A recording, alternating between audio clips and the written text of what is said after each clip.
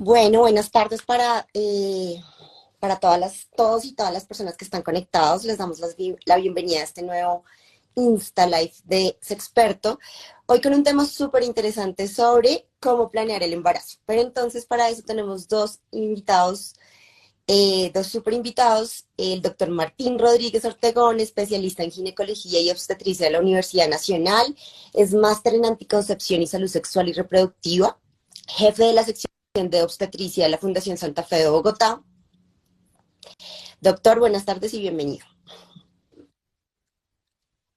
Buenas tardes y muchísimas gracias por la Y invitación. también está Ángela Leán Garcés, ella es enfermera, magíster en salud pública y desarrollo social, coordinadora de la línea de salud materna e infantil del área de salud poblacional de la Fundación Santa Fe de Bogotá y líder del grupo de investigación de enfermería de la Fundación. Angelita, buenas tardes, Hola, bienvenida. gracias por la invitación. Bueno, ya para entrar como en materia, los invito a todos a que nos manden sus preguntas. Vamos a tener un espacio al final del conversatorio para poder responder sus dudas. Entonces, em, para entrar en materia, ¿por qué es importante planear el embarazo? Cualquiera quien quiera contestar primero. Siga, ¿Quién arranca? regale el pulso. Bu- Bueno, entonces, ¿por qué es importante planear el embarazo? Hay que aclarar que la mayoría de embarazos se dan en condiciones no planeadas. Creo que todos lo tenemos claro y lo sabemos, pero quizás lo más responsable y lo más racional es estar en las mejores condiciones posibles a la hora de querer optar por un embarazo. Para eso, nosotros hacemos algo que se llama la consulta preconcepcional. ¿Qué es eso? Aquella mujer o aquella pareja que en sus expectativas de vida tenga, pues, tener un embarazo, acude a nuestra consulta con el fin de valorar sus condiciones de salud de manera integral. Luego de hacer ese examen integral valorando la parte física, el peso, los signos vitales, los antecedentes, generamos una serie de exámenes que nos permiten ampliar ese espectro del examen clínico como para valorar en algunas áreas de la salud que se valoran por esos laboratorios qué podría tener esa paciente o qué dificultades podría tener en su salud en concordancia con un embarazo. Y luego de hacer esa evaluación integral, de revisar esos laboratorios, generamos unas recomendaciones en cuanto a la manera quizás más eficiente de poder lograr concebir ese embarazo en un término de tiempo razonable. Entonces creo que es una cultura a la que debemos migrar paulatinamente, que la mayoría de nuestros embarazos sean planeados. Evidentemente en reproducción no todo puede ser planeado, la fertilidad es caprichosa, pero sí tener en claro que cuando optemos por esa opción estemos lo mejor preparados y en las mejores condiciones de salud posibles. Concuerdo, gracias. Sumando un poco a lo que mencionaba el doctor, es como la oportunidad de poder prepararnos para ese momento que todos esperamos o que queremos tener en algún momento de la vida de forma más tranquila y de forma también, de tal forma que podamos anteceder aquellos eventos que puedan poner en riesgo nuestra salud y la de nuestro bebé. Es un espacio para poder identificar temas de salud que puedan ser intervenidos con un periodo de tiempo adecuado. Por eso se recomienda, ojalá que estas consultas, como lo menciona el doctor Luis Martín, se puedan hacer inclusive un año antes en que se está presupuestando o se piense inclusive quedar en gestación, para dar un periodo de tiempo suficiente para hacer las intervenciones necesarias que puedan modular nuestra salud y poder gestación e inclusive ir evaluando de qué manera me gustaría también tener mi gestación, en qué escenarios y qué tener en cuenta, digamos, para este espacio. Es el momento para cambiar hábitos de vida, es el momento para mejorar nuestro ejercicio, para cambiar nuestra dieta si así se necesita y comenzar a involucrar también en este proceso de preparación a nuestra pareja y a nuestra familia. Entonces, es un escenario ideal en el que todas las familias y las personas con capacidad de gestar al que quisieran estar antes de tener ese primer embarazo, por lo menos. Bueno, una cosa que quisiera agregar y es que esto también hace parte un poco de ejercer ese derecho que tenemos de autonomía reproductiva, de saber en qué momento vamos a tener un bebé, con quién lo vamos a tener, cuántos hijos vamos a tener. Entonces, eso una cosa. Como para seguir con la siguiente pregunta, y Ángela ya lo decía, esta consulta debe presentarse por lo menos con un año de anterioridad. Pero, ¿cómo podemos empezar a planear un embarazo? ¿Qué es lo primero que podríamos empezar a hacer? Bueno, lo primero, nosotros hacemos algo en consulta con las mujeres en edad reproductiva que llamamos demanda inducida, que hace referencia a esto, a que muchas veces no va a llegar la persona que te dice, mire, yo quiero embarazarme, es un proyecto de vida, pero a veces cuando consultan contigo para su chequeo anual, para tomar la citología, el examen de BPH, para consultar por otras condiciones, inclusive para hablar sobre anticoncepción, uno siempre genera ese interrogante, bueno, ¿tú qué opinas del embarazo? ¿Está en tu proyecto de vida? De pronto no ahorita, quizás en cuánto tiempo. Si de pronto tu método anticonceptivo falla, ¿cuál sería tu postura al respecto? Como para ir sondeando el terreno y como para ir creando conciencia en esa paciente de que si es sexualmente activa, es una posibilidad embarazarse, así esa persona no lo desee. Y obviamente que adopte una conducta responsable al respecto. Hay muchos mitos al respecto con cuál es el mejor momento para que una persona se embarace. La respuesta que yo creo que es la más adecuada es el momento que sea oportuno para esa persona. Obviamente hay mucha presión social, que ya por encima de 35 años es de alto riesgo, que va a tener muchas dificultades, pero cada vez vemos más mujeres en ese espectro de edad que difieren su proyecto de vida de tener un hijo, mientras logran otras cosas en la vida, estabilidad económica, afectiva, emocional, profesional, etcétera, etcétera. Entonces no es que no se pueda si se salen de esa edad joven, entre comillas, pero sí deben ser conscientes que hay que tener una preparación especial y estar en las mejores condiciones posibles. Y puntualmente con lo que preguntas, yo te diría, y Ángela ya lo mencionó también, que quizás lo más importante es crear esos hábitos de vida saludables si la persona no los tiene. Te doy un ejemplo muy claro. En un embarazo, una persona en condiciones normales, con un índice de masa corporal normal, sube alrededor de 10 a 12 kilos. Eso es un cambio muy abrupto y muy dramático, entre comillas, que sucede en 8 a 9 meses. Entonces, ¿qué sucede si una persona, por ejemplo, arranca el embarazo con sobrepeso? Que todo ese cambio va a ser aún mayor, va a ser más marcado y va a generar más riesgos y más dificultades en esa paciente. Entonces, si esa persona quiere embarazarse, lo ideal sería, bueno, está en mi proyecto, voy a empezar a hacer ejercicio, voy a empezar a comer sano, voy a empezar a tener hábitos de vida saludable como comer a horas, respetar los horarios de comida, evitar la ingesta de ciertos alimentos, limitar el consumo de alcohol, de cigarrillo, de tal manera que su cuerpo esté en las mejores condiciones posibles para asimilar ese embarazo cuando se dé. Entonces lo importante es que la persona tenga esa visión preventiva y que entienda que el embarazo no es una enfermedad, pero que su cuerpo debe estar, y su cuerpo y su mente sobre todo deben estar en las mejores condiciones posibles en el momento en que diga, quiero ser mamá o quiero ser papá. De acuerdo, Angelita, de acuerdo con todo lo anterior. Lo más importante es tener no solamente una salud física, sino también mental, ¿no?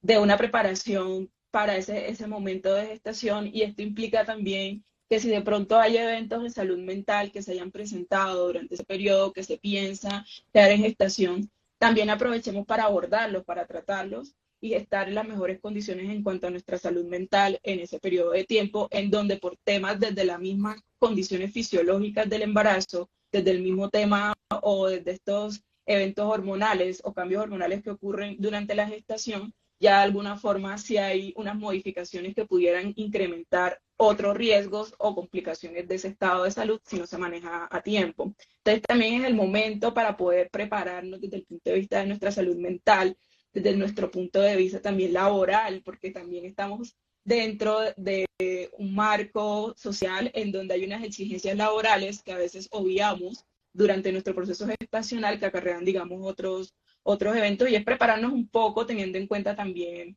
estos escenarios, además del físico. cambiar hábitos es crucial, si es requerido, pero entonces es un cambio de hábito conjunto, ¿no? No solamente es la gestante que por salud debe hacer este cambio, sino también es ese padre que también va a apoyar en el cuidado, que también debe hacer ese proceso de cambio para estar fortalecido y apoye ese proceso de crianza y se haga de una forma conjunta. No se haga este proceso únicamente desde la perspectiva de la madre. Entonces, sí, necesariamente es una preparación de todos para poder experimentar de la mejor manera ese evento que cuando es esperado suele ser bastante especial para todos.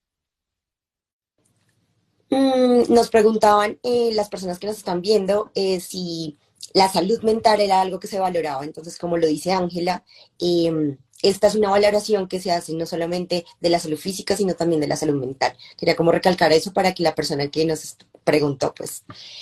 Tengo una duda. A esta valoración, ¿va solamente la mujer o va la pareja? Pues es importante que vayan en pareja porque un embarazo es un proyecto de dos definitivamente. En muchas ocasiones vemos que acuden solamente las mujeres a la cita de ginecología o a la cita con el médico general en algunas instancias, pero pues es nuestro deber siempre, como decía Ángela, informar que es un proyecto, no solamente ni siquiera de los dos, inclusive de la familia extendida, lo consideraría yo también. Y es importante que el hombre esté participando activamente y se informe también cómo podría contribuir a esa preparación para el embarazo. Otro ejemplo claro, por ejemplo, un hombre que fuma mucho, se ha visto que los hombres fumadores pesados, los químicos, las sustancias que se generan por el cigarrillo, disminuyen, por ejemplo, el recuento de espermatozoides y la calidad del esperma.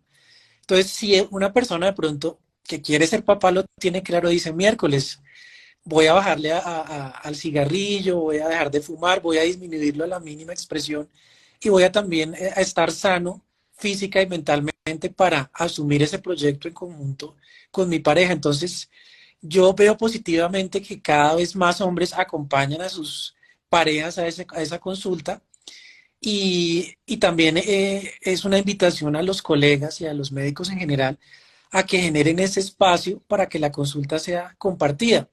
Nosotros muchas veces tenemos la tendencia que como somos ginecólogos solo vemos mujeres, pero en este contexto y en consultas como esta, en consultas de control prenatal de fertilidad, es crucial que esté ese compañero ahí atento a lo que pueda aportar y a lo que pueda generar positivo para hacer el trabajo lo mejor posible. Además, pensando de que si el esposo también la acompaña en esa mejora de hábitos, va a ser más fácil también para esa mamá hacerlo, ¿cierto? No es tan chévere comer sano sola en la casa si no está uno acompañado de la pareja y él sí se sirve ese desayuno espectacular, que decimos espectacular, ¿no? Pero lleno de calorías y digamos de algunos elementos que no son tan saludables. Entonces creo que eso también impulsa un poco esa adherencia a esos buenos hábitos también de esta mujer que está pensando en quedar en embarazo o inclusive después de la gestación, de que empieza su proceso de gestación. Retomando un poquito lo que decía el doctor sobre la fertilidad, ¿qué, qué factores de riesgo hay que puedan influir en la fertilidad tanto de hombres como mujeres? Bueno, es una pregunta bien importante porque desafortunadamente, y esto está estudiado con el correr de las décadas, vemos cada vez más frecuentemente parejas que tienen dificultades para concebir. Uno habla de infertilidad o de problemas para la reproducción cuando tenemos una pareja que lleva un año teniendo relaciones sexuales sin protección, con frecuencia y no logra embarazarse. En ese momento es que uno dice, ¿será que es posible que haya alguna dificultad? Entonces entremos a estudiar si hay alguna dificultad, cómo podríamos subsanarla.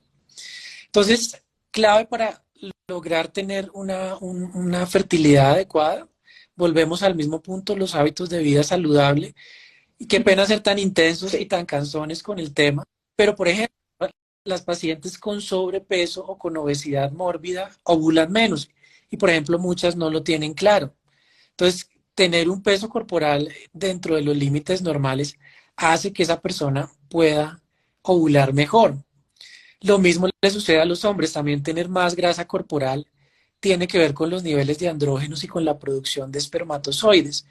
Entonces, crear esa conciencia es la mejor manera de prepararse y tener claro que si las cosas no se dan como quisiéramos, pues hay una cantidad de alternativas y hoy afortunadamente tenemos a la mano una serie de recursos que nos van a permitir orientar y apoyar esa pareja si hay dificultades para la reproducción, pero sí es innegable que cada vez tenemos más consultas por personas que no se pueden embarazar tan fácilmente y como les decía hace un rato, en parte tiene que ver mucho con que las mujeres están difiriendo su maternidad más allá de los 35 años y a pesar de que sigue siendo una mujer muy joven, muy apta para tener un bebé y para la crianza y todo esto, pues biológicamente es innegable que si hay unas limitaciones en cuanto a la edad. Por ejemplo, alguna paciente me preguntaba, ¿cuál es la mejor edad para embarazarse? Y le respondía lo que le respondí hace un rato, pero si lo vemos desde la perspectiva biológica, la mejor edad es como alrededor de los 23 a 25 años, pero creo que pocas chicas hoy a esa edad que tengan un proyecto de vida en mente y que tengan otras cosas en su cabeza, van a querer asumir la maternidad a esa edad. Entonces, son cosas de la vida moderna que nos da eh, el hecho de que las mujeres ahora participen en muchas más esferas y estén muchísimo más involucradas en diferentes papeles en la sociedad, pero que afortunadamente podemos subsanar y apoyar esas parejas que tienen dificultades para concebir. Em, Liliana, Liliana Tach nos pregunta, ¿se realiza algún examen específico si la mujer sufre de endometriosis o síndrome de ovario poliquístico? Es una buena pregunta. Lo primero para Liliana, que seguramente hace la pregunta porque padece alguna de estas alteraciones o tiene alguna conocida, siempre que hacemos el tratamiento de pacientes con ovario poliquístico y endometriosis, en el momento en que esa paciente nos manifieste que tiene expectativas reproductivas, vamos a tener unas consideraciones especiales. Ejemplo clarísimo, el tratamiento de la endometriosis y del ovario poliquístico en muchas ocasiones se hace tomando anticonceptivos. Y obviamente si esa paciente está tomando anticonceptivos, no se va a poder embarazar. Entonces tenemos unos criterios para decir, listo, la enfermedad está controlada, llegamos a un punto en que esa condición crónica está a raya, está en un momento estable, suspendamos la terapia de los anticonceptivos y démonos la oportunidad de buscar ese embarazo. Entonces, primero es lograr esa ventana adecuada en estas condiciones para lograr el embarazo y puntualmente en pacientes con ovario poliquístico, si hay algunos exámenes que nos permiten mirar si esa paciente ya está sin los anticonceptivos, si está en capacidad de ovular y si está ovulando en cada ciclo. Hay unos test que nos permiten ver qué tan factible es para esa paciente con ese antecedente lograr un embarazo. Lo mismo en el caso de Ok. endometriosis. Alguien nos mandó una pregunta específica. Doc, además de lo que ya has mencionado con respecto a la preparación del embarazo, ¿hay algo especial de pronto para las personas que quieran tener un embarazo después de los 40 y cuáles serían los riesgos? Pues mira, también es una pregunta bastante frecuente hoy en día. Ahí tú vas a encontrar personas que tienen puntos de vista diferentes, porque hay colegas que de pronto te van a decir, no, pero usted por encima de los 40, mire que tiene riesgos de que su bebé nazca con un síndrome de Down, de que tenga una preeclampsia, de que tenga una diabetes del embarazo. Pero hay que tener claro que en obstetricia en general en medicina trabajamos con riesgos y probabilidades. Es decir, yo abogo por una orientación adecuada a las pacientes y por evitar ser, me perdona la palabra, terrorista y asustar a las pacientes. Tú no puedes ponerte en la actitud de esa paciente que llega de pronto con todo el entusiasmo y las ganas, dice, listo, cumplí 40, estoy en el mejor momento para ser mamá, tengo estabilidad laboral, tengo una pareja con la que me siento a gusto, es el momento. Le debes explicar que sí, seguramente puede concebir, puede lograr un embarazo, que hay más riesgos estadísticamente hablando, pero el hecho de que tenga más riesgos no implica que ese desenlace se vuelva una realidad. ¿Qué debes hacer? Que si decides asumir esos riesgos, hay que atenuarlos. hay que cuidarse más, hay que tener ciertas precauciones en el momento en que se logre la concepción y definitivamente los tiempos en cuanto a lograr el embarazo cambian. Por encima de 35, 37 años para algunos, ya no se habla de dar esa espera de un año teniendo relaciones sexuales sin protección, sino se habla de 6, máximo 8 meses, y si no ha pasado, busca ayuda, mira que si de pronto vas a tener dificultades, porque la filosofía es intervenir más rápidamente cuando haya, me perdona la expresión, con qué trabajar, cuando tus ovarios todavía estén produciendo óvulos con un buen potencial para ser fertilizados, etcétera, etcétera. Entonces no es que no se pueda, lo importante es hacer un muy buen estado de la salud de esa persona, tener en cuenta los riesgos potenciales y si se toma la decisión, pues mirar cómo atenúa esos riesgos y cómo se enfrenta a ese embarazo si se da. Angelita, Ángela, ¿tienes algo que No, comentar?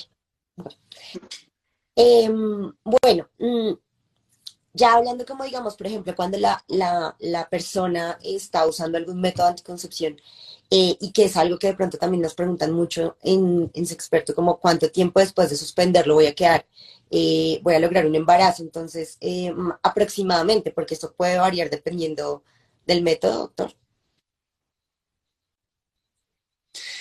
También es una pregunta y un mito muy frecuente que hay personas que tienden a creer que por haber utilizado un método por varios años, eso puede ser una causa de infertilidad o de dificultades para reproducirse.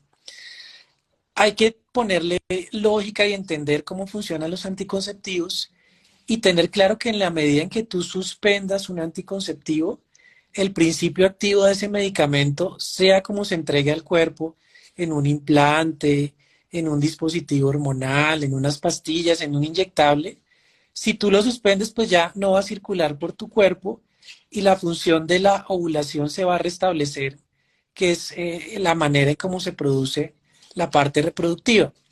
Lo que sucede es, como les decía hace un rato, la fertilidad es caprichosa y así como hay parejas que suspenden los anticonceptivos y en el mes siguiente se embarazan, hay parejas que pueden tomarse algunos meses. Pero está muy claro con la evidencia científica que tenemos que ninguno de los métodos anticonceptivos produce infertilidad y que pues en su mayoría todos son reversibles y cuando dejamos de utilizarlos, pues definitivamente pues ya se va a reactivar ese potencial reproductivo de esas pacientes. de Ok, acuerdo. Yo voy a sumar algo que suele ser muy frecuente una vez se suspenden los métodos anticonceptivos, además de la falsa creencia de que genera cierta infertilidad el hecho de usar por un tiempo prolongado, inclusive a mediano plazo también estos métodos. El hecho de que una vez se toma la decisión de tener un embarazo, una vez suspendidos estos métodos, es el estrés que acompaña, digamos, este proceso y cómo esto genera también conflictos dentro de las parejas y este evento, digamos, de la generación o de lograr, digamos, esta gestación se convierte más que en un evento o una búsqueda de nuestro proyecto de vida en un estrés y en un problema, ¿no? Entonces es importante que tengamos desde esa preparación de nuestra salud mental una claridad y es que, como lo menciona el doctor Luis Martín, la fertilidad es caprichosa. Es decir, no va a pasar siempre que queramos, van a haber unos eventos que van a favorecer que se pueda dar, que van a ser evaluados desde esa consulta, inclusive de preconcepción, por eso es tan importante que se haga, eh, que se haga con una persona experta que pueda hablarles acerca de qué tener en cuenta o no para poder buscar esa gestación. Pero es importante que se tenga en cuenta en qué momentos, es importante que la ansiedad no nos gane, o la rabia o el temor no nos gane y entender también que van a haber intentos infructuosos de estas gestaciones, ¿no? Esto no indica que seamos infértiles de primera entrada por el primer intento, ni tampoco hace realmente imposible el evento de esta gestación. Simplemente debemos tener en cuenta que es un proceso en el que en este momento estoy entrando, que debo tener paciencia y por eso es tan importante esa buena red y comunicación con nuestra pareja y con nuestra familia para poder hacer de este momento algo un poco más, mucho más llevadero del proceso. Entonces, es como una recomendación que les hago porque es bastante frecuente que ocurra. Y Angelita tocó un tema bien importante que quisiera complementar algo con respecto a lo que dijo. Por ejemplo, cuando una pareja quiere embarazarse, uno le dice, mira, lleva tu calendario menstrual y los días fértiles que son previos y posteriores a la ovulación, aumenta la frecuencia de las relaciones sexuales porque si estás ovulando, pues es más factible lograr un embarazo en ese momento.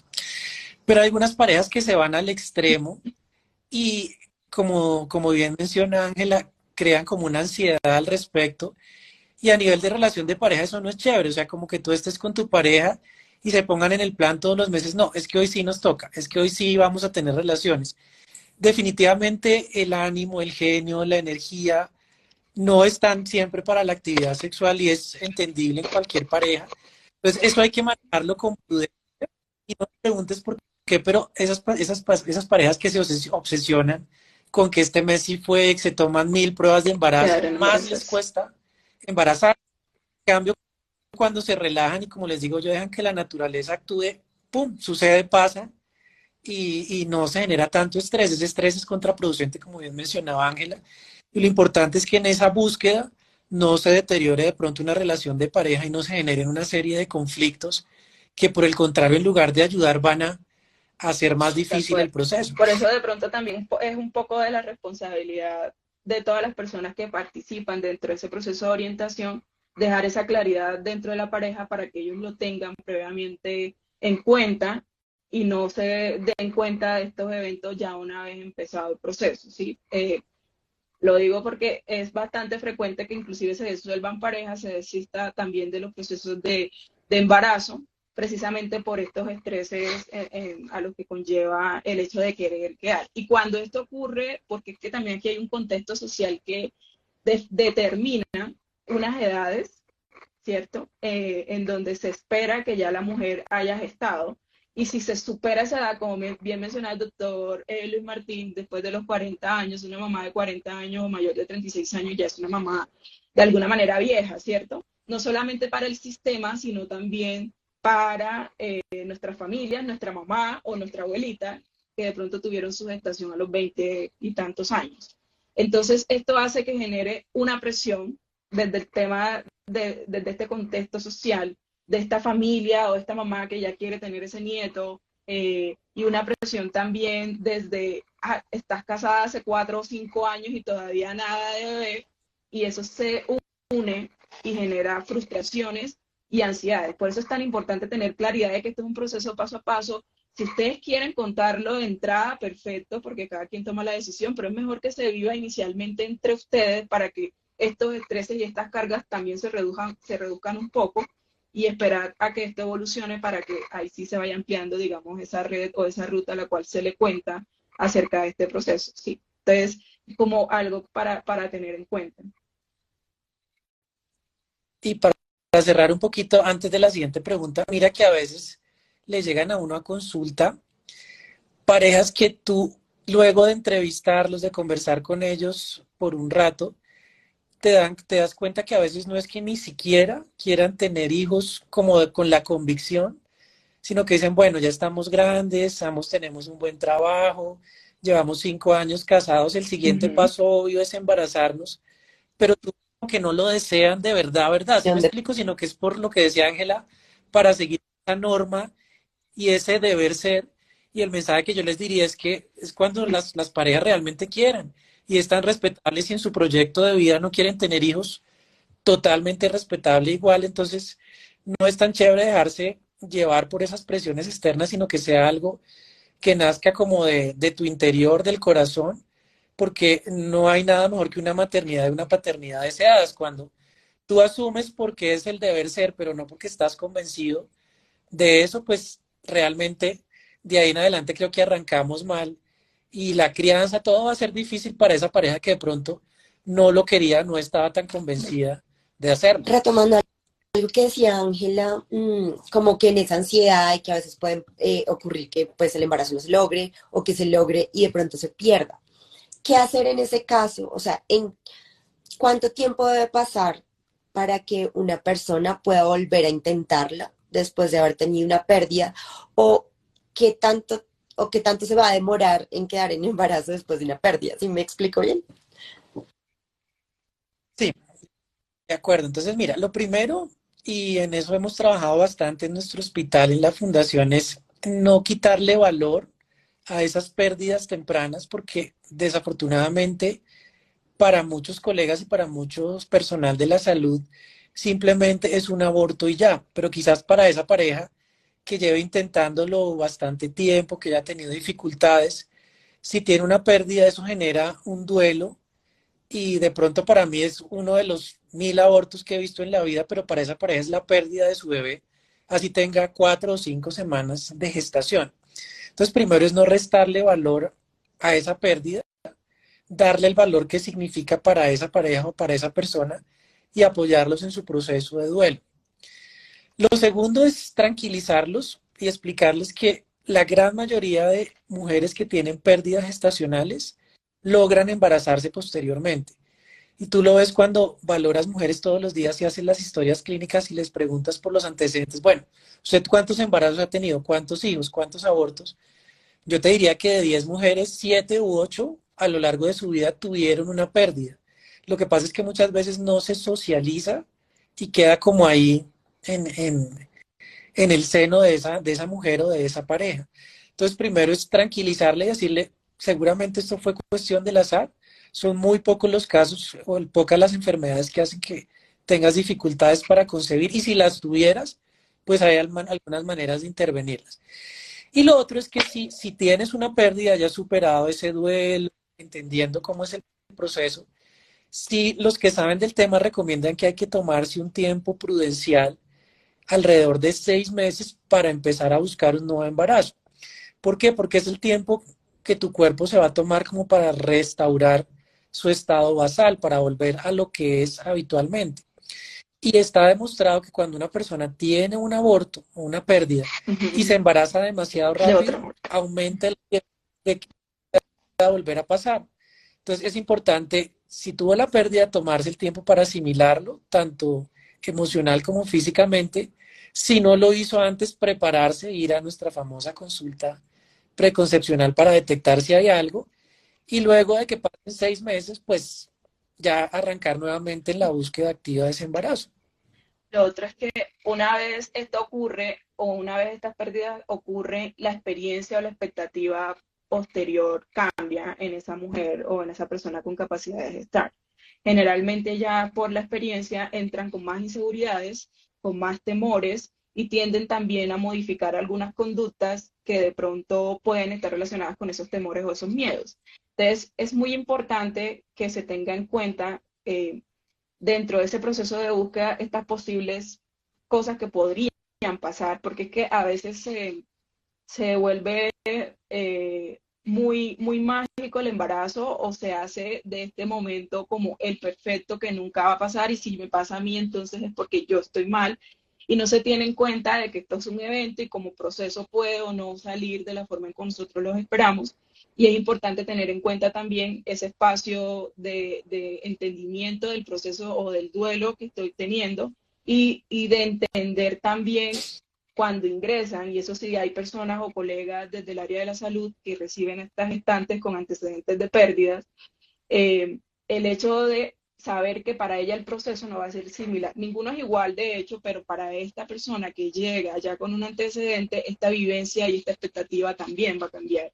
Y es natural que se presenten estos eventos de inseguridades, de ansiedades, de mayor llamadas, digamos, al ginecólogo, mayores consultas también al ginecólogo, y en donde se extremen un poco las medidas para cuidar más ese embarazo. Entonces, es un poco también entender con estas experiencias previas estos cambios y estas necesidades adicionales que pueden presentarse y siempre pensando en que van a estar acompañadas, nunca solas, y por eso es importante nuevamente que tengamos, digamos, una red bastante fortalecida que nos acompañe durante estos momentos que de pronto no son los que se esperan una vez se toma la decisión de empezar un embarazo o de trabajar o planear un embarazo. Quería reforzar algo que dijo Ángela, y es que cuando ya una persona ha tenido un embarazo, crea ciertas expectativas y cuando tiene un siguiente embarazo piensa que ese siguiente embarazo va a ser igual al primero. Entonces, que a mí no me dieron dolores, o que a mí me dieron muchos, o que no me dio náuseas, bueno, muchas cosas que pasan. Y eso también puede generar cierta ansiedad en el siguiente embarazo. Entonces, es también entender que lo que decía Ángela, no solamente es diferente para cada mujer o para cada persona en capacidad de gestar, sino que también es diferente entre un embarazo y otro embarazo. Y es como entender, como darse ese espacio de que es un proceso diferente siempre y pues darse el paso de. Ya hablamos de como cuánto tiempo cuánto tiempo se puede, pues puede haber un embarazo después de una pérdida, y eso me lleva a una pregunta, pero ya después de un embarazo, una persona nos pregunta que tiene un niño de 20 meses y tiene 39 años, quiere volver a quedar embarazada, pero no ha sido posible hacer el destete de la leche materna. Bueno, en cuanto a eso, no hay ninguna limitación en cuanto a la lactancia para embarazarse. Eh, Hay algo que sí hay que tener en cuenta, y es que una mujer que sigue lactando tiene un poquito elevada una hormona que se llama la prolactina, que a veces va un poco en contra de la ovulación. Por eso en algunos contextos, y sobre todo en los primeros 6 meses de la gestación, la lactancia materna exclusiva, entendida como que solo se le esté dando pecho al bebé con un intervalo de tiempo de 3 a 4 horas entre toma y toma, y mientras tanto esa paciente no tenga sangrado menstrual, es un método anticonceptivo útil y válido. Lo que sucede es que es transitorio, porque realmente a los 6 meses todo cambia cuando los bebés empiezan la alimentación complementaria, pues disminuye esa frecuencia de la lactancia, baja ese nivel de prolactina y ya es posible o más factible ovular. Entonces, a esa paciente yo le diría que no es necesario que abandone su lactancia. Muy seguramente un bebé de esa edad, un niño de esa edad, ya el intervalo de tomas va a ser muy poco. La gran mayoría les siguen dando pecho a sus bebés por mantener el vínculo, pero lo hacen por 2 o 3 veces al día, y puede lactar inclusive si logra tener un embarazo. Inclusive hemos tenido mamás que eso se llama lactancia en tándem, que están Ujú. lactando al chiquitito de 1 mes y al de 2 años que tampoco se quiere destetar todavía. No es un trabajo fácil, es difícil, pero yo creo que depende mucho de la convicción y de la visión de la crianza y de la maternidad que tenga esa mujer, y es muy, muy respetable. Pero le diría a ella que no se preocupe, que si no quiere abandonar la lactancia, busque su embarazo, teniendo en cuenta que tiene 39 años, y que de pronto el tiempo ya es un factor que quizás presiona un poquito, y que si de pronto no se dan las cosas en un tiempo prudencial, pues busque asesoría para mirar, individualizar el caso y decir si vale la pena de pronto suspenderla, no suspenderla, o sea, ya individualizar el caso, pero en principio puede buscar su embarazo, tener su vida sexual activa y continuar la lactancia hasta cuando lo considere ideal para ella. Eh, mm, quería preguntarles, ¿qué es el periodo intergenésico? ¿Cuánto es? El periodo intergenésico es el periodo que ocurre entre un embarazo y el otro, ¿sí? Y eh, ¿cuánto es? Pues puede ser dependiendo del tiempo que cada mujer tiene entre un embarazo y otro, no es que sea una medida. Ahora, si me preguntas sobre el periodo intergenésico que uno esperaría entre un embarazo y otro, depende también, teniendo en cuenta la vía en que se tiene el parto y demás, y esto incrementa o no unos riesgos en la gestación, pero se sugiere en la mayoría de los casos que ojalá se tenga un periodo intergenésico más o menos de 2 años entre un embarazo y el otro, para poder reducir riesgos, sobre todo de complicaciones durante la atención del parto y otras durante la gestación, que se asocian también a embarazo, a partos antes del término, a sangrados también por implantación y este tipo de cosas. Si son cesáreas previas, con mayor razón, por los riesgos también quirúrgicos que hay, porque el abordaje sería similar, digamos, para el siguiente embarazo. Entonces, eso es lo que usualmente se recomienda y se tiene en cuenta, digamos, en función de esos riesgos que generaría este periodo intergenésico. Claramente, cada caso es un caso que debe ser abordado, y como ya se ha mencionado, si esto ocurre antes de ese periodo que se sugiere, que es de 2 años, pues se abordará como el caso puntual, se tomarán las medidas que sean preventivas para mitigar el riesgo, que sugiere, digamos, el hacerlo antes, y eso no significa, digamos, que no se pueda tener como tal la gestación. O que ocurra, digamos, como el caso de la pregunta que acaban de mencionar, de esta persona que tiene 20 semanas, 20, que tiene un niño de 20 meses, que puede ser que ya no complete los 2 años del periodo intergenésico desde su última gestación, pero que dadas las circunstancias y su deseo y su plan de vida, pues debería evaluarse para poder considerar, digamos, ese abordaje del embarazo. Pero digamos que, retomando lo que decías al inicio, como debemos empezar como digamos un año antes para prepararnos, podríamos estar en esa preparación previa, pues esta persona podría estar Sí, en preparación previa para el embarazo. sí, sí, de acuerdo. Algo más, lo vi como, No, y iba a decir, en concordancia con lo que dice Ángela, es que es una de las razones por las cuales siempre hacemos asesoría anticonceptiva y recomendamos, en la medida de lo posible, optar por un método anticonceptivo posparto. ¿Por qué? Porque hay muchas mujeres o muchas parejas que se confían en que piensan que como no están menstruando, no van a ovular, no se van a embarazar.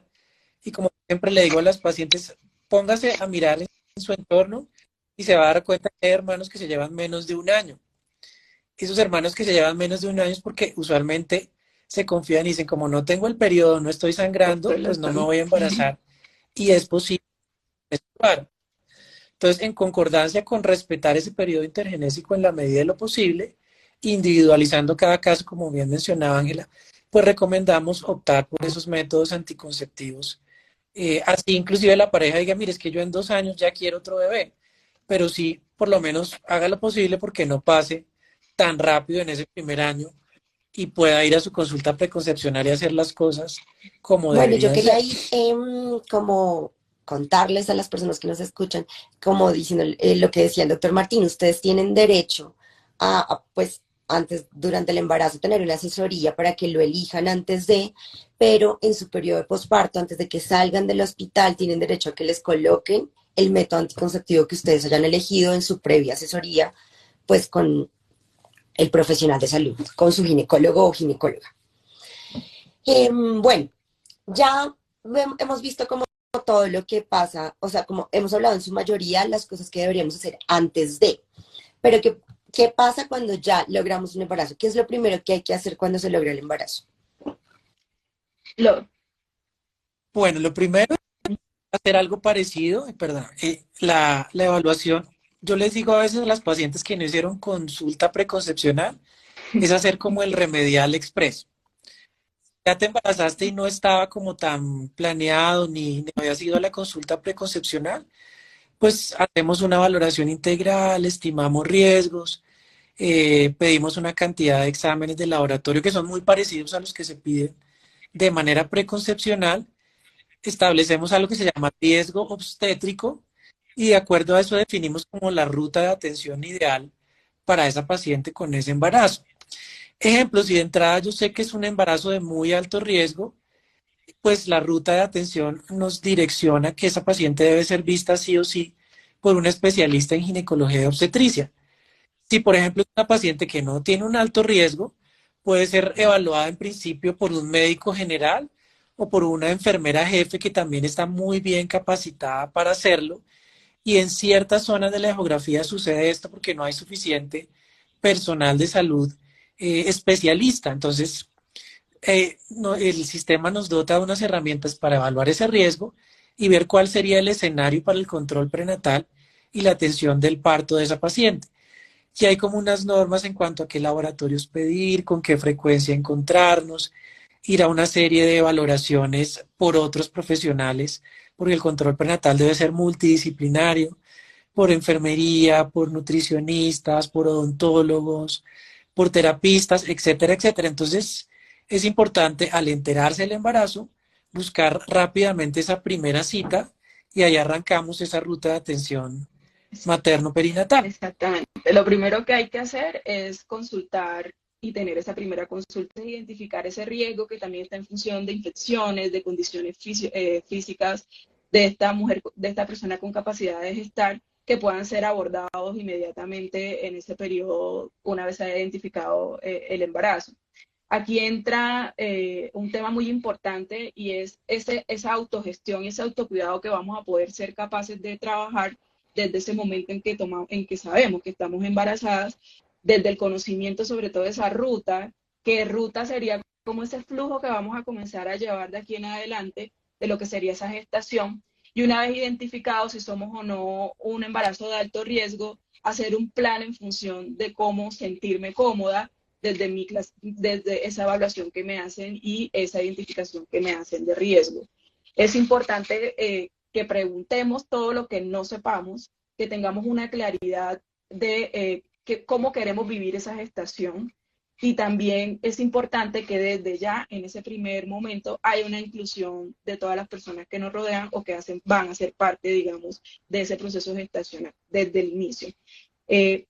Al principio van a haber eventos que de pronto generen molestia física, como las típicas náuseas, los malestares matutinos y demás, y es importante que tengamos esas claridades de las variaciones que vayamos a ir teniendo. Entonces, ir pensando en un curso también de la preparación para la maternidad y la paternidad que ocurre durante ese periodo de gestación, pero entendiéndose que claramente no inmediatamente me digan si estoy en gestación, que lo ideal ojalá sería en ese primer trimestre que arrancáramos, o esos primeros 3 meses que arrancáramos con ese curso de preparación para la maternidad y la paternidad, pero también tratar de no asfixiarse con tanta información simultánea en ese momento, porque entiendo que lo que hacen es buscar los libros de gestación, le preguntan a la abuela, a la tía, a todas las personas que lo rodean acerca de toda la información que tienen de cómo va a ser tengo 2 semanas de gestación o 3 semanas de gestación y estoy pensando en cómo va a ser mi parto.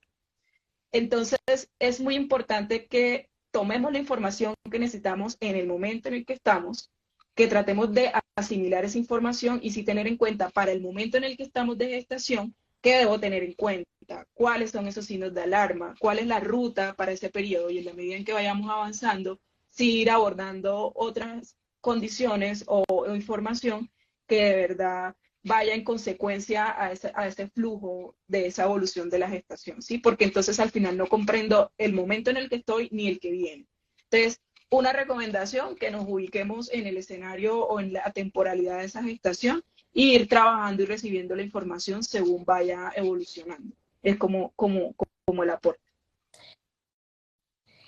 Bueno, ya se nos está acabando el tiempo, pero antes de irnos yo quería hacerles como 3 preguntas rápidas. Uno es algo que genera como mucha ansiedad, que es el sangrado de implantación. Que si todas lo tenemos, que si lo tuvimos y entonces me salió, pero entonces me hice la prueba y no estoy embarazada. ¿Cómo saber, o sea, qué es el sangrado de implantación? ¿Siempre se presenta? ¿Cómo lo diferencio de la menstruación? Bueno, el sangrado de implantación es algo que puede presentarse y puede no presentarse en las embarazadas. ¿A qué se debe? A que cuando ese saco gestacional empieza a crecer y a implantarse en la cavidad uterina, se generan una serie de cambios vasculares que en términos sencillos es como el útero con la sangre proveniente de la circulación materna va a empezar a nutrir ese saco gestacional en crecimiento. Entonces, ¿qué sucede? En algunas personas, en el momento en que se da ese proceso, hay algo de manchado. Cuando se presenta es un sangrado escaso, color marrón, que usualmente no genera dolor ni molestia. Si es algo autolimitado, que se presenta ocasionalmente y que no genera ninguna molestia y no hay otros síntomas adicionales, no es un motivo para consultar por urgencias. Pero si es un sangrado aumentado que genera cólicos, que genera otra serie de manifestaciones, sí implica consultar por urgencias, pues para ver la viabilidad de ese embarazo.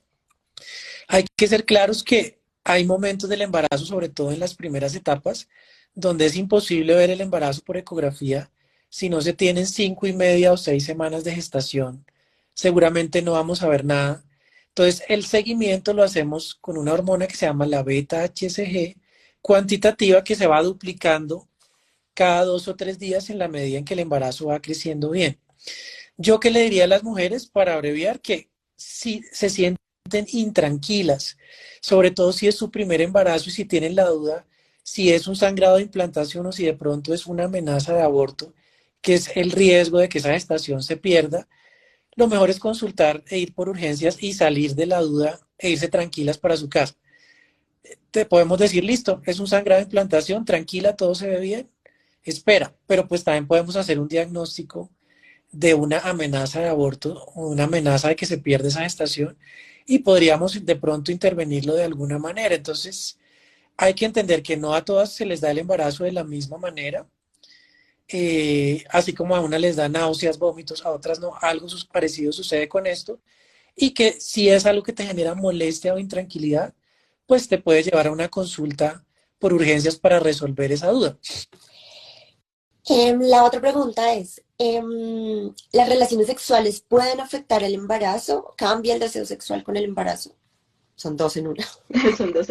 Sí, a las dos, pero depende, ¿no?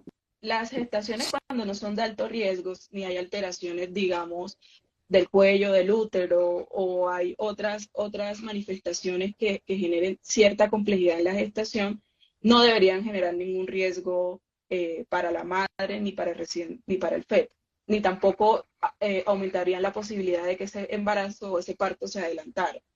Sin embargo, hay que tener en cuenta que esto debe ser evaluado por este médico, enfermera o ginecólogo que está haciendo ese seguimiento de la gestación y es él, desde esa recomendación y valoración, quien orientará acerca de este proceso una vez, digamos, se tenga claridad de ese riesgo o no, ¿sí? Por lo general, si no es de alto riesgo, no hay ningún inconveniente. De hecho, el deseo sexual en la gestación sí tiene variaciones, no en todas las mujeres, pero tiende en algunas a incrementar el deseo sexual durante la gestación y esto hace de alguna manera que se tengan a veces miedos para poder continuar con esa frecuencia de la actividad sexual que antes se tenía durante la gestación. Entonces, para tener claridad, si no es un embarazo de alto riesgo, no debería generar ningún tipo de riesgo. Si hay alguna duda al respecto y quieren sentirse más tranquilos, pueden consultarlo con su médico porque genera también mayor tranquilidad en este caso, pero no hay una razón para limitarse o privarse de tener relaciones sexuales durante la gestación. Y la otra cosa es sí orientarse y aprender un poco acerca de las mejores posturas y este tipo de cosas que podrían facilitar este proceso y hacerlo de alguna manera más eh, placentero para las personas que hacen parte de ella. Y de acuerdo, y algo importante es que hay que entender que en la medida en que la gestación crece, el cuerpo cambia. Y uno ve con cierta frecuencia cuando van los papás muy juiciosos a la consulta que expresan ese temor que en el momento de las relaciones eso pueda lesionar al bebé o generar algún problema en el embarazo.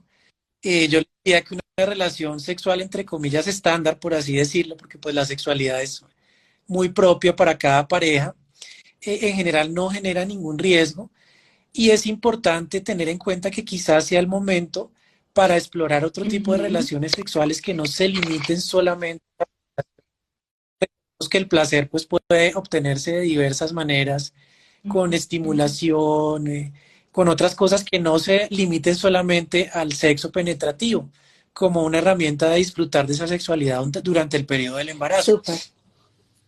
Y ya la última y los dejo ir. ¿Qué recomendación darían de pronto en cuanto a las mascotas? Y pues cuando uno tiene como la intención de embarazo, que es una preocupación, o que a veces la familia le dice, pero usted tiene gatos, pero usted tiene perros, y el niño, y cuando nazca, ¿qué va a hacer? Entonces, como, ¿qué recomendación se le puede dar a las personas que tienen mascotas? Bueno, a mí me gusta mucho el tema y me voy a hacer publicidad un poquito. Si quieren, un video en mi canal de YouTube hablando específicamente sobre el tema de las mascotas y el embarazo. Si alguno lo quiere ver, bienvenidos. Pero para resumir, lo importante es que la persona que tiene mascotas es porque realmente gusta de los animales y considera que los animales son un miembro de su familia. Y es importante pues generar un cuidado óptimo de ese animal que esté en las mejores condiciones de salud posible, pero no es una razón para, entre comillas, deshacerse de los animales porque te embarazaste. Y a veces mucha gente le dice, "Bueno, pues si usted tiene gatos, eso le va a dar toxoplasmosis, bote ese gato, regáleselo a alguien". Y realmente es un mito. La toxoplasmosis la transmiten los gatos en sus heces, escasamente cuando son cachorros, y literalmente la persona embarazada tendría que ir y comer de la tierra de la cajita donde el gato hace sus heces. Entonces, es simplemente optimizar algunos cuidados y desde el punto de vista práctico, con la mascota empezar a limitar espacios. Si, por ejemplo, tu perro se sube a la cama y es un hábito para él, pues tú ya vas a empezar a educarle a decirle, oiga, ya no se puede subir a la cama porque va a llegar un bebé y si yo estoy con un bebé cambiándole el pañal, pues no vas a saltar encima del bebé. Entonces es ir entrenando a ese perro, preparándolo y para que la adaptación, tanto para la mascota como para los que todos los que la rodean, pues sea la más óptima y sea la más amigable.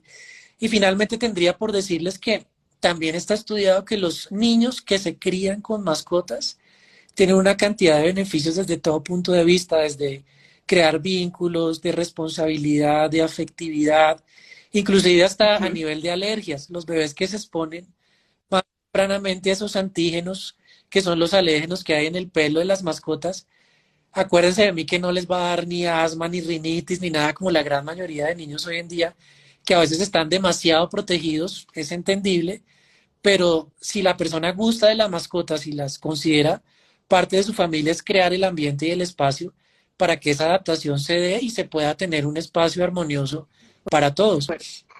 Como miembro de la familia, las mascotas deben ser también preparadas y hacer parte de ese proceso de la gestación. Como bien lo decía, ¿qué debemos hacer con nuestras mascotas? Prepararla también para cuando este bebé llegue y es de también desde la delimitación de los espacios y demás, y desde esas conductas que deberían ser cambiadas, no por no dejar que se acerque el bebé, sino para que entienda que el acercamiento debe ser suave, no brusco, que hay unos espacios en donde definitivamente no debe estar, digamos, porque puede generar unas exposiciones al bebé que de pronto no serían las adecuadas en dado caso lo saque, entrega tierra o ese tipo de cosas. Pero de resto no tendríamos por qué limitar el acercamiento de las mascotas, al contrario, hay que fomentarla porque es una gran fuente de estimulación para ese recién nacido el hecho de estar ya con esa mascota. Con respecto a los gatos y este tema de la toxoplasmosis y demás, tenerlas en las mejores condiciones, como ya lo mencionaba, yo sí agregaría un poquito, siendo más celosa con el tema, la manipulación de excretas, ¿sí? Eso sí, de Ujú. tenerlo en cuenta, la manipulación de excretas es importante con los animales, entonces ahí no está nada más, sino solamente decirle a nuestra pareja o a nuestras personas cercanas que nos apoyen con ese proceso, nada más. De resto no tendrían ningún tipo de limitación para poder estar con su mascota durante su gestación y después del nacimiento de ese bebé. Bueno, muchas gracias Ujú. a todos. La verdad ha sido un espacio súper enriquecedor. Se nos quedan algunos temas por fuera, pero creo que esto daría para Sí. muchos lives. Nada, quisiera que nos contaran de pronto, por ejemplo, el doctor, cuáles son sus redes sociales, que nos cuenten dónde lo encontramos y que Ángela también nos cuente cómo, cuáles son las redes sociales de la fundación. Eh, Bueno, primero, gracias por la invitación y a los que se unieron. Antes que nada, pues invitarlos a que acudan a nuestra consulta institucional en la Fundación Santa Fe de Bogotá, que estamos pues prestos a atenderlos y a resolver todas sus dudas. Y en cuanto a las redes, pues me pueden encontrar en Instagram como Martín Rodríguez Gineco, en YouTube igual y en Facebook como Martín Rodríguez Ortegón. Entonces, bienvenidos. Todas las preguntas que de pronto quedaron por ahí en el tintero, las podemos resolver ahí por el chat de Instagram De posiblemente. acuerdo. Bueno, yo no soy muy habitual en las redes sociales, pero me pueden encontrar en Instagram como Alean. Eh, y me pueden encontrar también en Fundación Santa Fe de Bogotá, Fundación Santa Fe de Bogotá.org.co. bueno, muchísimas gracias a todas las personas que se conectaron. Esperamos que este haya sido un tema de interés y nos vemos en un próximo live sobre dispositivo intrauterino. Entonces, los esperamos, va a ser la otra semana, pendientes de nuestras redes para saber el día y la hora. Gracias a ustedes dos de nuevo, de verdad nos alimentaron mucho la mente y nada, muchas gracias y feliz noche. Vale, gracias. Gracias a las dos.